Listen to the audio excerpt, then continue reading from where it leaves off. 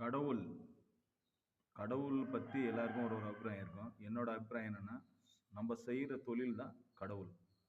அது எவ்வளோ பக்தியும், எவ்வளோ நேர்த்தியா செய்றோமோ, அது அவ்வளவும் பலன் குடுக்கும். இதே தான் கோயிலுக்கு போம்போதும் நம்ம அத தான் யோசிக்கிறோம்.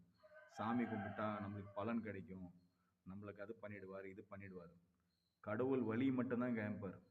அதுல நீ எவ்வளோ நேர்மையாவும், நியாயமா இருக்கிறியோ, அதோடைய பலன் உனக்கு கிடைக்கும். நீ கஸ்டமர் கிட்ட எப்படி நடந்துக்கிற? நீ கஸ்டமர் கிட்ட எப்படி டீல் பண்ற? நீ அவங்ககிட்ட எவ்வளோ அநியாயமா வாங்குற? நியாயமா வாங்குற? எல்லாமே ஒரு கணக்கு இருக்கும். அது உனக்கு பலன் குடுக்கும் நாளைக்கு. சரி, நானே ஒரு நேரத்துல யோசிப்பேன். நம்மளோட எதிர்பார்ப்பு தான் வந்து கடவுள வந்து நம்ம போக வைக்குது கடவுள்கிட்ட அப்படின்ட்டு. இப்போ பைத்தியக்காரன் சுத்துறான். அவனுக்கு எந்த எதிர்பார்ப்பும் கிடையாது. அவனுக்கு கடவுள்னா என்னன்னு தெரியாது.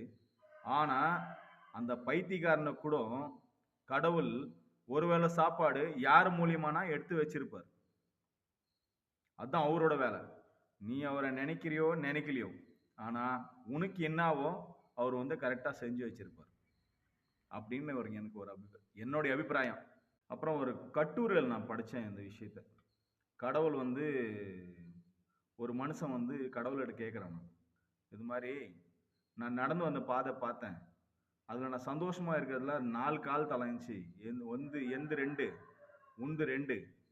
ஆனா நானு துக்கமா இருக்கிற நேரத்துலலாம் வந்து அந்த கால் படம் 1 தான் 2 தான் இருந்துச்சு. அப்ப நான் மட்டும் தான் நடந்து வந்துக்கிறேன் அந்த துக்க பாதைலாம். நீ காணாம போயிட்ட அப்டின்ட்டு. அதுக்கு கடவுள் சொன்னாராம், "பைத்தியக்காரா! அது உன் கால் இல்ல. நான் உன்ன தூக்கி நடந்தேன். உன்னுடைய கால் அங்க படல. அது என் கால் தான்" அப்டின்ட்டு. அது மாரி கடவுள் வந்து எல்லாத்துக்கும் ஒரு காரணம் வச்சிருப்பாரு. அந்த காரணம் நம்மளுக்கு புரியாது. நம்ம வேலைய மட்டும் நம்ம செஞ்சுட்டு போயின்னே இருக்கணும்.